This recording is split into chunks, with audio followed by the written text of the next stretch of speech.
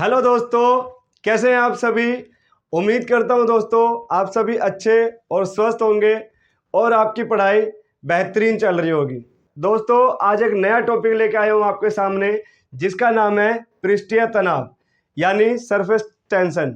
जी हाँ दोस्तों, आज इस क्लास में हम पृष्ठीय तनाव के बारे में जानेंगे, इसके उदाहरण के बारे में समझेंगे, साथ ही साथ पृष्ठीय तनाव पर घनत्व का, टेम्परेचर का और घुलनशील पदार्थों का क्या प्रभाव पड़ता है, क्या असर होता है, उसको जानने की कोशिश करेंगे। तो चैप्टर दोस्तों बहुत ही इंटरेस्टिंग होने वाला है।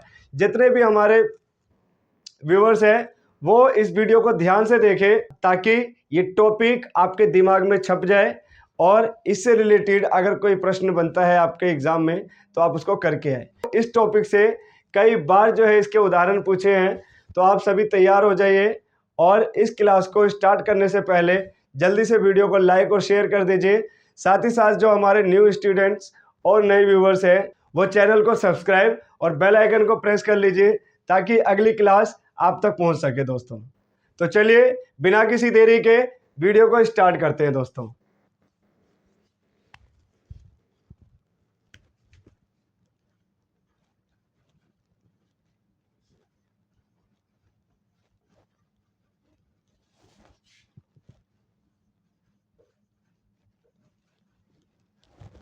दोस्तों बहुत ही छोटा टॉपिक है लेकिन बहुत ही इम्पोर्टेंट है रेलवे ग्रुप डी के एग्ज़ाम के पॉइंट ऑफ व्यू से, क्योंकि यहाँ से कई बार आपको प्रश्न देखने को मिलते हैं। तो चलिए समझते हैं दोस्तों, समझते हैं कि पृष्ठीय तनाव क्या होता है।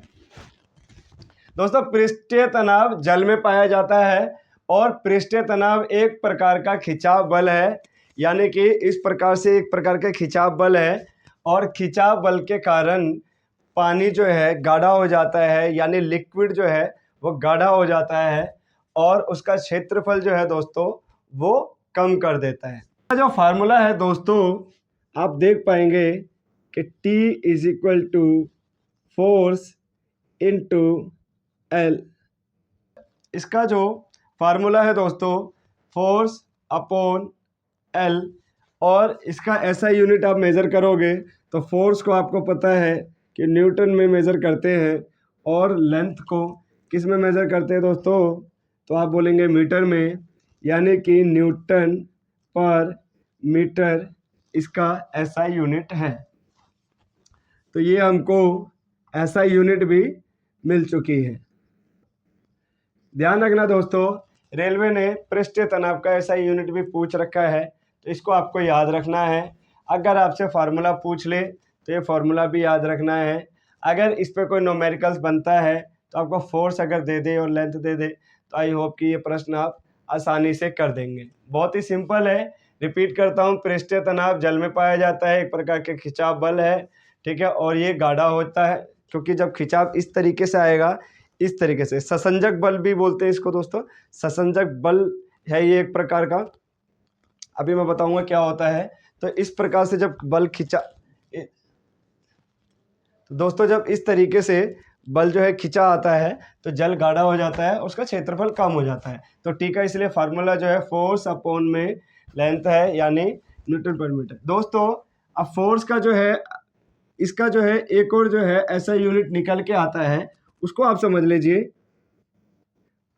दोस्तों आप सभी को मालूम है कि वर्क का जो फार्मूला है वो F इंटू एस है, यानी कि मैं कह सकता हूँ कि फोर्स बराबर W अपॉन एस है, ठीक है दोस्तों।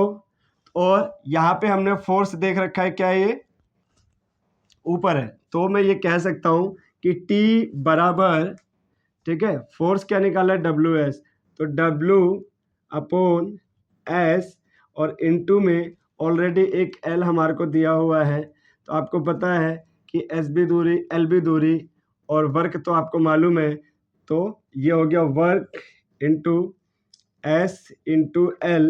और जब इसको ऐसा यूनिट में कन्वर्ट करोगे तो वर्क को आपको पता है कि जूल लिखा जाता है, और ये 2L है एक तरह से, ये भी लेंथ में मेज़र होता है, ये भी लेंथ, ये भी मीटर में ये मीटर में मेज़र होता है, ये भी मीटर में मेज़र होता है, यानी कि दोस्तों मीटर स्क्वायर, यानी मैं बोल सकता हूँ कि जूल पर मीटर स्क्वायर।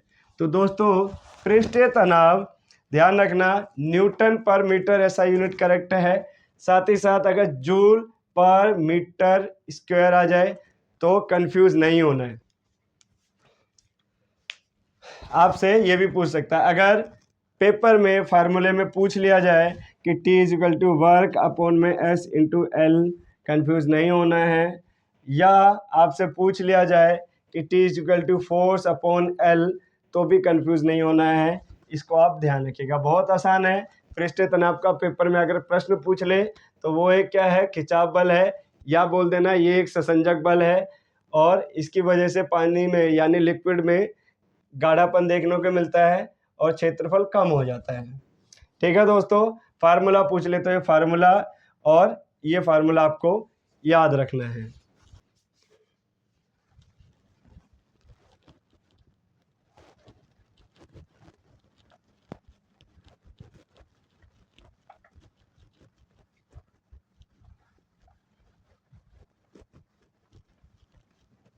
कुछ आपने अपने दैनिक जीवन में एग्जाम्पल देखे होंगे। ठीक है, हम जब भी नहाते हैं दोस्तों तो पानी की बूंदें हमारे बालों में चिपक जाती हैं। ठीक है, लेडीज़ के भी आपने देखा होगा पानी की जो बूंदें हैं वो चिपक जाती हैं। तो ये जो है दोस्तों पृष्ठीय तनाव के कारण ये जो चिपकता है, क्योंकि ये ससंजक बल लगता है। चलो मैं एक बार ससंजक बल आपको बता देता हूँ। ससंजक बल ध्यान रखना है दोस्तों, एक दोस्तों होता है ससंजक बल, ससंजक बल। ठीक है, ये क्या होता है दोस्तों कि एक ही वस्तु के जो दो अणु हैं वो एक दूसरे को अपनी ओर खींचते हैं, आकर्षित करते हैं। ठीक है, तो इसी बल को एक ऐसा बल जो किसी वस्तु, एक ही वस्तु में जो दो मॉलिक्यूल्स है, दो अणु हैं, वो अपनी ओर खींचते हैं दोस्तों, तो उसी बल को कहते हैं ससंजक बल। ठीक है दोस्तों, तो ये ध्यान रखना। तो ये एक प्रकार का ससंजक बल ही है, क्योंकि जल में जो है इस प्रकार का खिंचाव होता है जिसकी वजह से उसमें थोड़ा सा भारीपन आ जाता है, थोड़ा सा गाढ़ापन आ जाता है। ठीक है, अगर पृष्ठीय तनाव कम हो जाएगा इसका मतलब ये है कि वो फैल जाएगा ज़्यादा और वो हल्का हो जाएगा थोड़ा सा। तो ये आपको ध्यान रखना है कि पृष्ठीय तनाव का मतलब है गाढ़ापन आना, थोड़ा सा जल में जो है भारीपन आना, और अगर पृष्ठीय तनाव कम हो जाए इसका मतलब जल में थोड़ा सा हल्कापन आ जाएगा, थोड़ा सा हल्कापन आ जाएगा, वो फैल जाएगा ज़्यादा। तो चलिए अब आगे जो है इसको देखते हैं। एक और होता है दोस्तों असंजक बल होता है, मैं लिख देता हूँ, असंजक बल।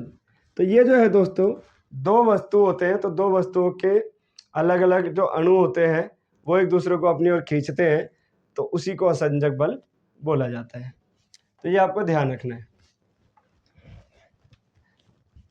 आप अपने दोस्तों दैनिक जीवन में देखते होंगे, बहुत सारे एग्जाम्पल देखते होंगे, जैसे कि मान लीजिए आप जो है स्नान करने जाओ तो आपके बालों में पानी चिपक जाएगा।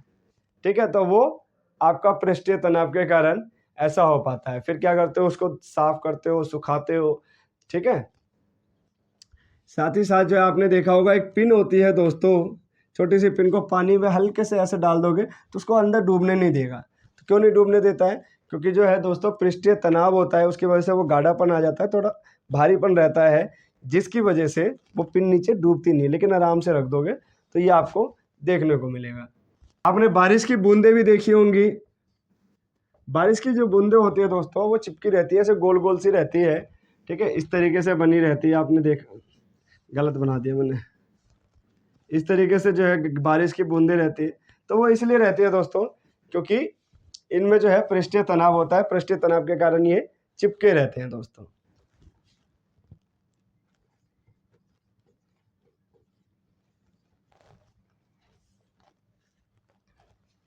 दोस्तों पृष्ठीय तनाव पर तापमान का क्या असर होता है इसको हम जान लेते हैं।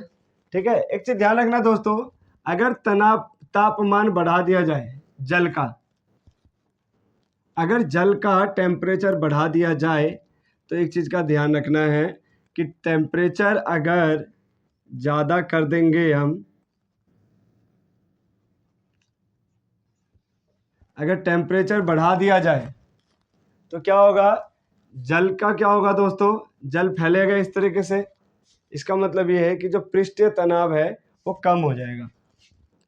पृष्ठीय तनाव क्या हो जाएगा दोस्तों, सरफेस टेंशन क्या हो जाएगा, कम हो जाएगा। यानी टेम्परेचर को बढ़ा देने से जो पृष्ठीय तनाव है यानी सरफेस टेंशन है वो कम हो जाएगा। और अगर सरफेस टेंशन कम हो जाएगा तो देखते क्या होता है। जैसे मान लो दोस्तों कि आप चाय पीना है, तो चाय जो है दोस्तों जब टेम्परेचर इसका बढ़ा दिया जाता है उसके बाद पियोगे तो उसका टेस्ट अच्छा आता है।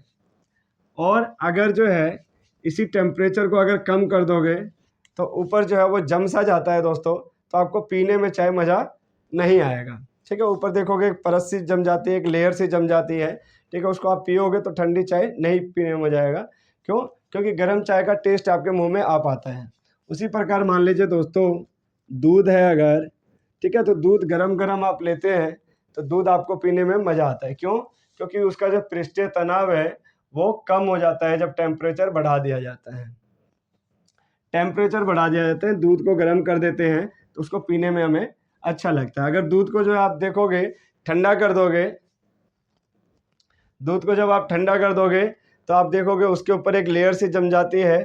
ठीक है, कई लोग इसको यूज़ करते हैं, कई लोग उसको फेंक भी देते हैं, कई लोग उससे घी भी बना लेते हैं, बहुत तरह के काम आते हैं।